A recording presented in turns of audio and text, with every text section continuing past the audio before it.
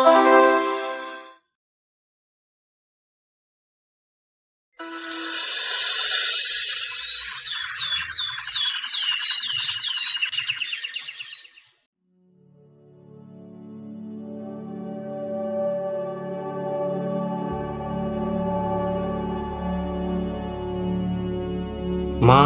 तुम चिंता मत करो। आज मुझे सेठ के यहाँ काम करते हुए पूरा 1 महीना हो चुका है। आज मुझे सेठ पैसे दे देगा तो मैं जल्दी से उन पैसों से आपकी सारी दवाइयाँ ले आऊंगा। तब तक आप खाना खाकर आराम कर लेना। रतन अपनी माँ से इतना बताकर वहाँ से सीधा सेठ के घर जाने के लिए निकल पड़ता है। रतन गांव के ही एक धनीलाल नाम के सेठ के घर काम करता था। उसी से मिलने वाले कुछ पैसों से वह अपनी और अपनी माँ की उपजीविका चलाता था। अरे रतन, आज रघु की तबीयत कुछ ठीक नहीं है और वो आज काम पर भी नहीं आया। इसलिए उसकी जगह पर आज तुम सारी बकरियां चराने के लिए जंगल में ले जाओ। और याद रखना, आते समय मुझे मेरी सारी बकरियां मेरे सामने चाहिए। उसमें से एक भी बकरी इधर उधर होनी नहीं चाहिए। ठीक है सेठ जी, जैसी आपकी आज्ञा। मैं बकरियां चराने ले जाता हूँ।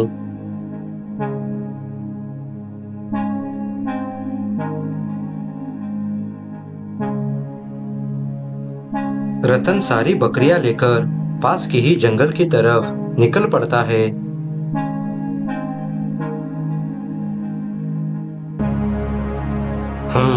ये जगह बकरियां चराने के लिए ठीक रहेगी। मुझे यहीं पर ही सारी बकरियां चरानी होगी। फिर रतन सारी बकरियों को वहीं पर ही चराने लगता है और खुद एक पेड़ के नीचे आराम करने के इरादे से बैठ जाता है। कुछ ही देर में रतन की आंख लग जाती है और वो उसी पेड़ के नीचे सो जाता है।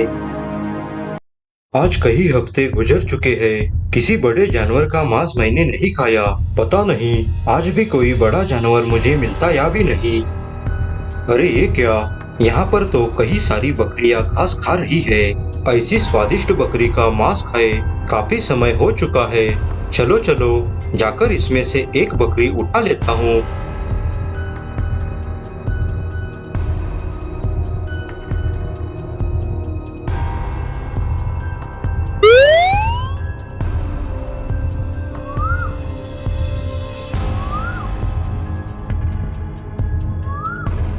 हे भगवान, ये क्या हो गया? मेरी सारी बकरियां कहाँ चली गई? आखिर मेरी सारी बकरियां यहाँ पर से कहाँ जा सकती हैं? मुझे उस तरफ जाकर देख लेना चाहिए। शायद मेरी सारी बकरियां मुझे वहाँ पर ही मिल जाएगी।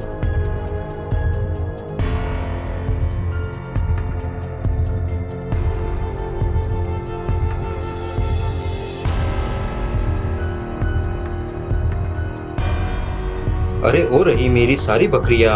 चलो चलो जल्दी से बकरियों के पास चलता हूँ।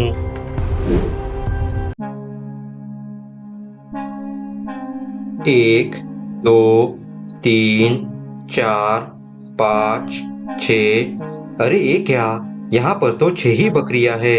बल्कि आते समय तो मैं मेरे साथ 7 बकरियां लेकर आया था। फिर एक बकरी कहाँ पर गई?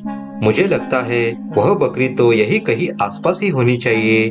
चलो चलो जाकर उस बकरी को ढूंढ लेता हूँ।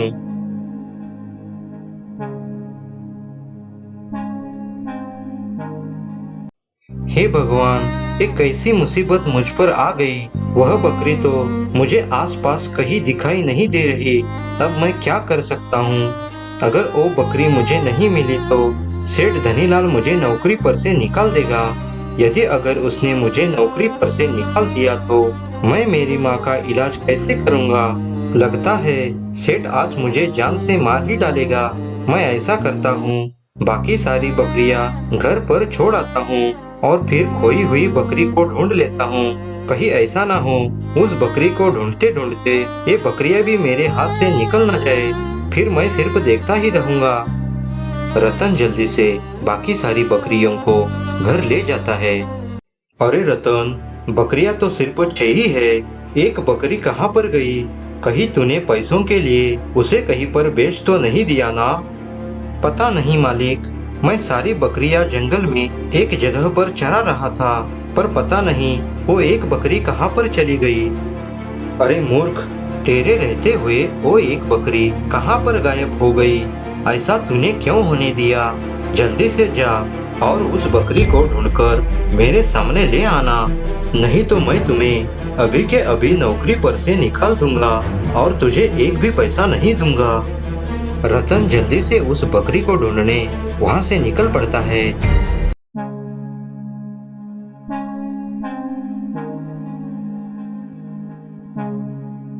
ये ऊपर वाले, मैंने उस बकरी को कहाँ नहीं ढूंढा, लेकिन बकरी तो कहीं नहीं मिल रही। यदि आज वो बकरी मुझे नहीं मिली तो सेठ मुझे नौकरी पर से निकाल ही देगा। पर मैंने आज तक जो काम किया उसका एक पैसा भी मुझे वो नहीं देने वाला है। अगर पैसा नहीं मिला तो मैं अपनी माँ की दवाइयाँ कहाँ से लाऊंगा? तो मेरी माँ मर जाएगी।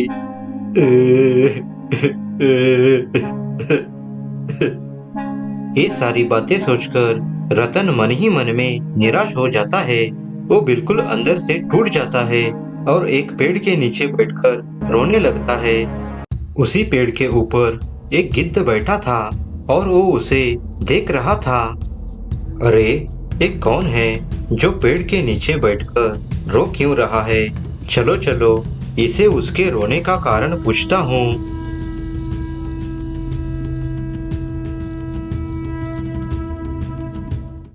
अरे भाई, तुम कौन हो और यहाँ पर बैठकर तुम रो क्यों रहे हो? गिद्ध भैया, मेरा नाम रतन है। मैं सेठ धनीलाल के यहाँ पर नौकरी करता हूँ। आज मैं जंगल में बकरियां चराने आया था। इस प्रकार रतन सारी कहानी गिद्धराज को बताता है। रतन की बातें सुनकर गिद्धराज मन ही मन में दुखी हो जाता है और उसे रतन की दया आती है। अरे भाई, मुझे लगता है तुम्हारी बकरी को वो दुष्ट राक्षस ले गया है। अरे गिद्ध भैया, तुम किस राक्षस की बात कर रहे हो? मुझे तो कुछ समझ नहीं आ रहा है। अरे भाई, यही पास की ही एक गुफा में एक राक्षस रहता है। वह राक्षस बहुत ही दुष्ट है। उसके यहाँ आते ही जंगल के सारे जानवर जंगल छोड़कर धीरे धीरे पास के ही एक दूसरे जंगल में चले गए। और तो और उसने बहुत सारे जानवरों को मारकर उन्हें खा लिया है। लेकिन गिद्ध भैया, अभी मुझे क्या करना होगा? मैं अपनी खोई हुई बकरी को वापस कैसे ला सकता हूँ? आप ही कुछ सुझाव दीजिए। इसीलिए तुम्हें खुद उस राक्षस के पास जाना होगा और उस राक्षस को बकरी लौटाने के लिए विनती करनी पड़ेगी। यदि वो राक्षस तुम्हें तुम्हारी बकरी लौटाता है तो बात बन सकती है, पर मुझे कुछ ऐसा संभव नहीं लगता। नहीं नहीं गिद्धराज, कृपा कर आप मुझे उस गुफा तक ले चलो। ठीक है भाई, यदि तुम्हारी यही इच्छा है तो चलो मेरे साथ।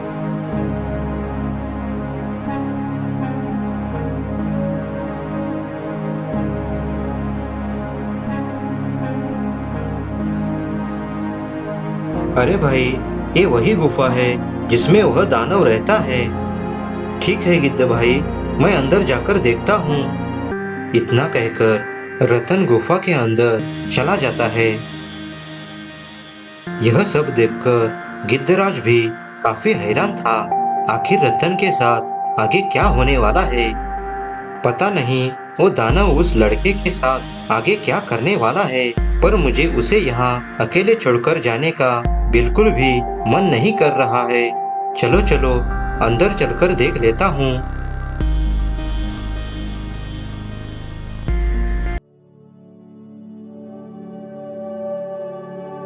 हे राक्षस देव, मैं आपके सामने हाथ जोड़ता हूँ। तुम मेरी बकरी को वापस मुझे दे दो। इसके बदले तुम मुझे खा लो। यदि तुम इस बकरी को मार डालोगे तो मेरा मालिक मुझे पैसे नहीं देगा।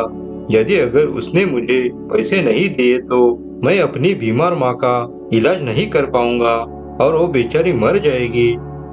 अच्छा अच्छा, मैं तुम्हें ये बकरी दे सकता हूँ, लेकिन इसके बदले में मैं तुम्हारा मांस खा जाऊंगा।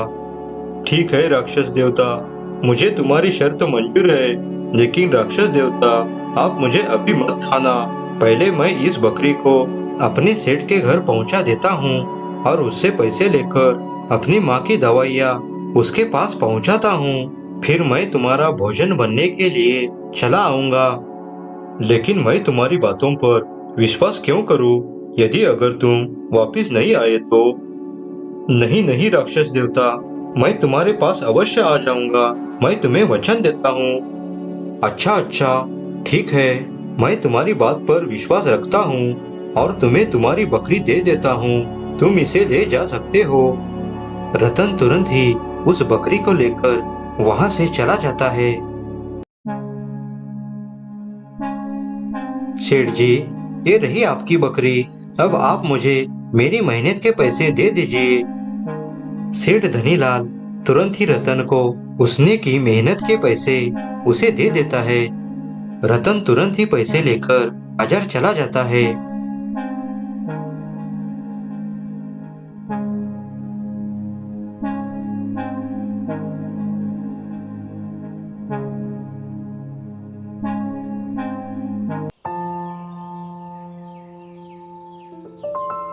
ये लो माँ, मैं आपकी दवाई ले आया हूँ। आप इसे खा लीजिए। आप जल्द ही ठीक हो जाओगी। और आप ये पैसे भी रख लेना। ये मेरी मेहनत के पैसे हैं। इन पैसों को रख लीजिए माँ। लेकिन बेटा, तुम ये पैसे मुझे क्यों दे रहे हो? माँ, आज मैं शहर जा रहा हूँ। मुझे वहाँ बहुत बड़ा काम मिल गया है। अब मैं भी बहुत सारे पैसे कमाऊंगा माँ। नहीं नहीं बेटा, मुझे खूब सारे पैसे नहीं चाहिए। तेरे सिवा मेरा दुनिया में कोई नहीं है। तुम मत जाना, कम से कम मैं तुझे देख तो पाऊंगी। बस कुछ ही दिनों की तो बात है। मैं जल्द ही वापस आ जाऊंगा। अच्छा माँ, अब मैं चलता हूँ।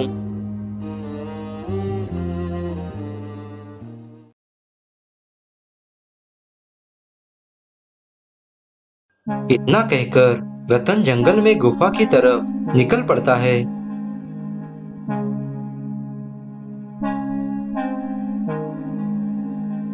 अरे रतन भाई, तुम इधर कहाँ पर जा रहे हो?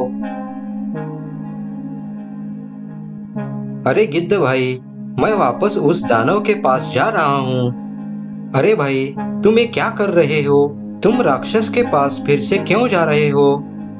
हाँ गिद्ध भाई, मैं ठीक कह रहा हूँ। मैंने उस राक्षस को वचन दिया था कि मैं जरूर उसके पास लौटकर आ जाऊंगा, इसलिए मुझे जाना ही होगा। इतना कहकर रतन वहां से चल पड़ता है। हे ऊपर वाले, इस लड़के का क्या करे? ये जानबूझकर अपनी जान क्यों जोखिम में डाल रहा है? लगता है इसका मरना तो तय है। अरे नहीं नहीं, इसे बचाना ही होगा।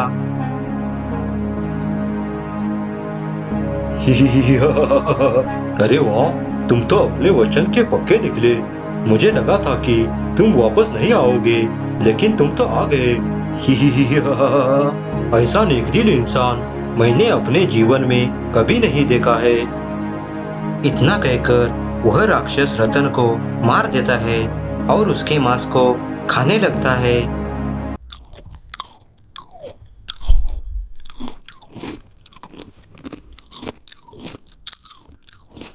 हे भगवान, ये क्या हो गया? इस लड़के ने तो अपनी माँ के लिए अपनी जान दे दी। अरे नहीं नहीं, मुझे ऐसे महान पुत्र के लिए कुछ ना कुछ तो करना ही होगा। मैं ऐसा करता हूँ, जब ये राक्षस इसका मांस खाकर हड्डियाँ फेंक देगा तो मैं इसकी हड्डियाँ उठाकर उस तपस्वी बाबा के पास ले जाऊंगा। वे जरूर इसे कुछ ना कुछ करके फिर से जिंदा कर देंगे।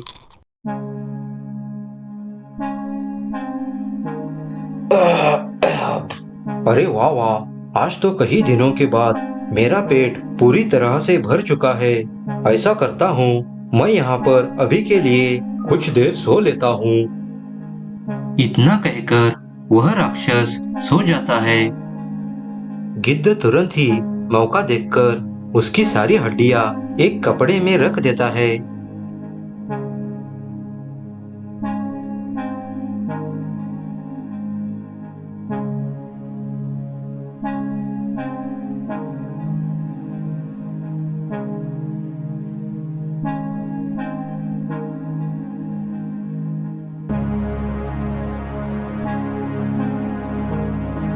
बाबा, आंखें खोलिए बाबा, मेरी सहायता कीजिए बाबा। क्या हुआ गिद्धराज, तुम्हें क्या तकलीफ है? फिर गिद्धराज तुरंत ही साधु महाराज को सारी बात बता देता है कि कैसे एक महान पुत्र ने अपनी माँ के लिए अपनी जान दे दी। अब आप ही बता दीजिए बाबा कि हम इतने महान पुत्र की मृत्यु कैसे देख सकते हैं? हाँ गिद्धराज, तुम बिल्कुल ठीक कहते हो। ऐसे पुत्र तो सदियों के बाद ही इस धरती पर जन्म लेते हैं। तुम ठीक ही कह रहे हो, मैं इसकी सहायता अवश्य करूंगा। लेकिन गिद्धराज, इसकी जान बचाने के लिए तुम्हें ही एक काम करना पड़ेगा। अब तुम ही इसे जीवित कर सकते हो। कैसा काम बाबा? मैं तो इसे आपके पास ले आया हूँ, लेकिन मैं इसे कैसे बचा सकता हूँ? अरे गिद्धराज, तुम जल्द ही गगनगिरी पर्वत पर जाओ। उस पर्वत पर एक जादुई गुफा है। उस गुफा में कई प्रकार की बूटियां हैं। तुम्हें उनमें से पुनर्जीवन अमृत बूटी को लाना होगा और तुम्हें उस बूटी का रस इन हड्डियों पर डालना होगा, तभी यह पुनर्जीवित हो पाएगा। लेकिन याद रहे, पहाड़ी की तरफ जाते हुए रास्ते में तुम्हें जो कोई भी मदद के लिए याचना करता हुआ नजर आ जाएगा, तुम्हें उसकी मदद बिना किसी स्वार्थ किए करनी होगी, तभी वह गुफा तुम्हें पुनर्जीवन अमृत बूटी दे देगी। ठीक है बाबा, अब मैं चलता हूँ। इस हड्डियों को यहीं पर ही रहने दो। मुझे इस कार्य में सफल होने के लिए अपना आशीर्वाद दे दीजिए। इतना कहकर वह गिद्ध गगनगिरी पर्वत की ओर उड़ जाता है।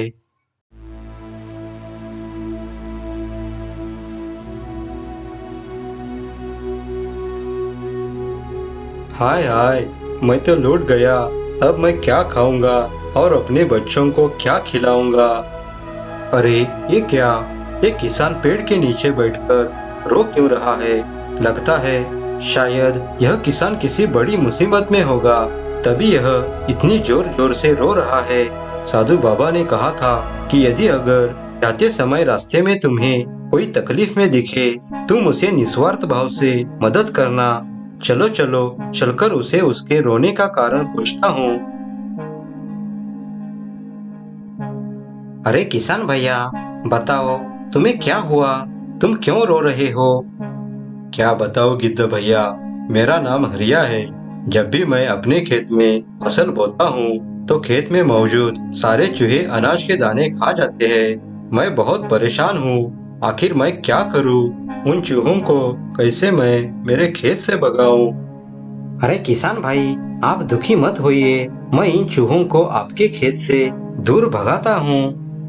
अरे ओ चूहो, ध्यान से सुनो। मैं गिद्धराज तुम सारे चूहों को खेत से बाहर आने का आदेश देता हूँ। जल्दी से खेत से बाहर आ जाओ, नहीं तो मैं तुम सबको मार डालूंगा। अरे बाप रे बाप, अब ये नई मुसीबत कहाँ से आ गई?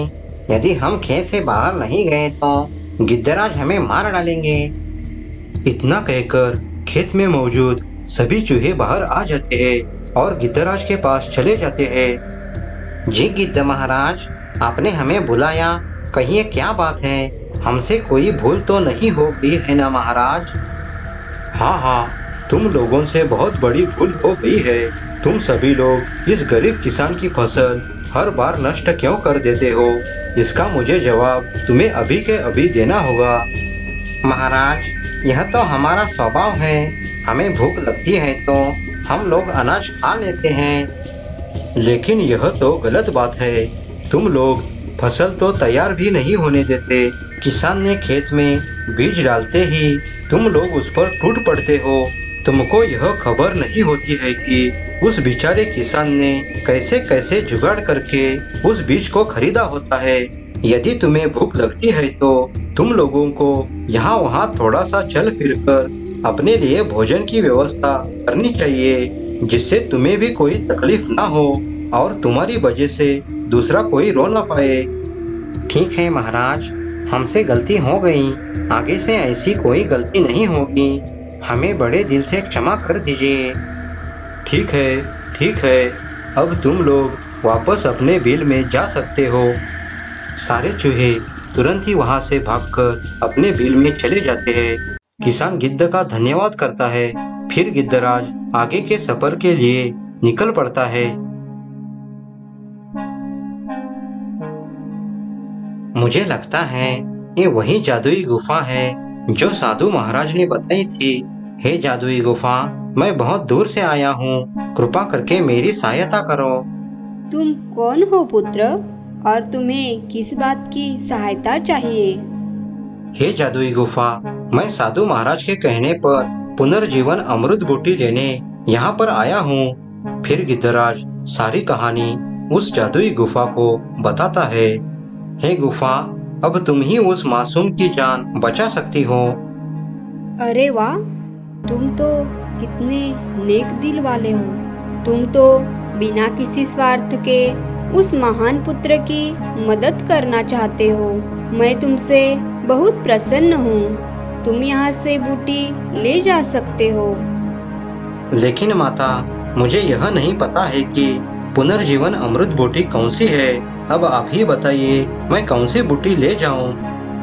बेटा, जिस बूटी से नीले रंग का प्रकाश निकल रहा हो वही अमृत बूटी है।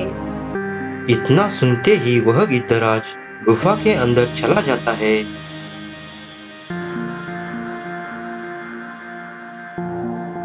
अरे बाप रे बाप, यहाँ पर तो कितनी सारी बूटियां हैं। पता नहीं नीले रंग की बूटी मुझे कहाँ पर मिल जाएगी।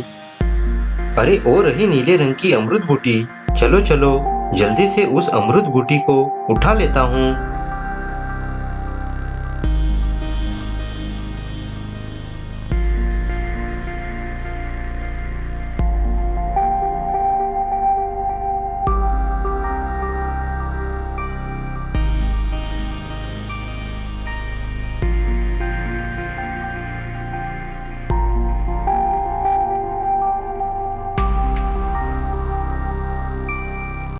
बाबा, आंखें खोलिए बाबा, मैंने आपने बताई पुनर्जीवन अमृत बूटी ले आया हूँ। साधु महाराज तुरंत ही उस बूटी को पीसते हैं और उस बूटी का रस रतन की हड्डियों पर डालते हैं।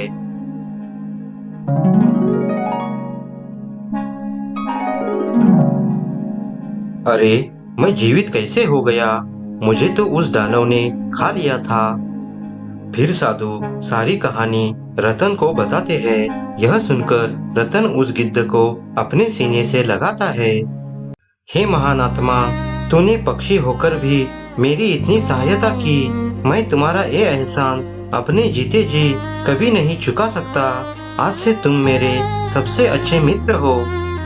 पुत्र, इस गिद्ध ने तुम्हारी इतनी सहायता की, अब तुम्हारा भी कर्तव्य है कि तुम भी इस जंगल के सभी जीवों की सहायता करो, उस दानव को मार दो। लेकिन साधु महाराज, मैं इस राक्षस को कैसे मार सकता हूँ? इसका कोई उपाय बता दीजिए बाबा।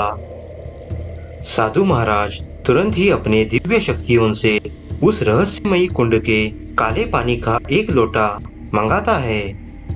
बेटा, ए लो काले पानी का लोटा।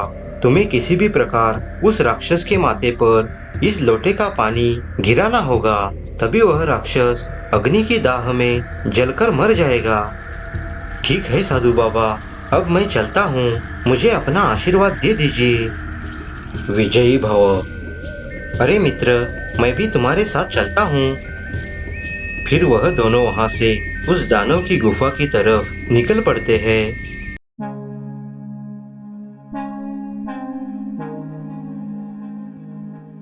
मित्र, तुम यही ठहरो, पहले मैं गुफा के अंदर जाता हूँ। यदि वो राक्षस सोया हुआ है तो मैं तुरंत आकर तुम्हें बताता हूँ। ठीक है मित्र, लेकिन तुम अपना ख्याल रखना। इतना कहकर वह गिद्ध गुफा के अंदर चला जाता है।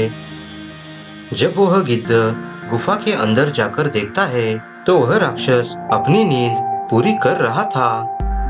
तुरंत ही वह गिद्ध वहां से बाहर आ जाता है। मित्र, जल्दी से लोटा लेकर गुफा के अंदर चले जाओ, वह राक्षस अपनी नींद पूरी कर रहा है। फिर रतन काले पानी का लोटा गुफा के अंदर ले जाता है और उस राक्षस के माथे पर लोटे में से काला पानी गिरा देता है पानी गिरते ही उस राक्षस के शरीर को आग लग जाती है। अरे ये क्या, किसने मेरे शरीर को आग लगा दी?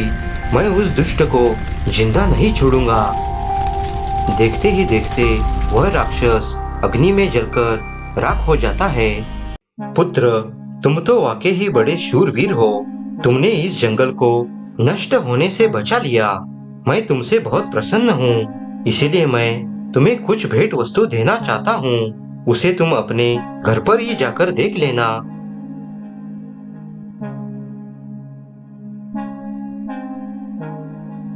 ठीक है साधु महाराज, अब मैं अपने घर चलता हूँ। मेरी माँ मेरे बिना परेशान हो रही होगी। इतना कहकर रतन वहाँ से चला जाता है। माँ, अरे ओ माँ, देखो मैं आ गया। तुम आ गए बेटा। तुम्हारी राह देख देख कर मैं तो बहुत परेशान हो गई थी। तुम्हें देखकर अब मेरी जान में जान आ गई। हाँ माँ, मैं आ गया हूँ। अब मैं तुम्हें छोड़कर कभी नहीं जाऊंगा। जरा देखता हूँ साधु बाबा ने मुझे उस पोटली में कौन सी भेंट वस्तु दी है। जैसे ही रतन पोटली खोलकर देखता है, उसमें सोने के कई सारे सिक्के मिलते हैं। यह देखकर रतन बहुत खुश हो जाता है। उसी दिन से रतन अपनी माँ के साथ खुशी खुशी रहने लगता है।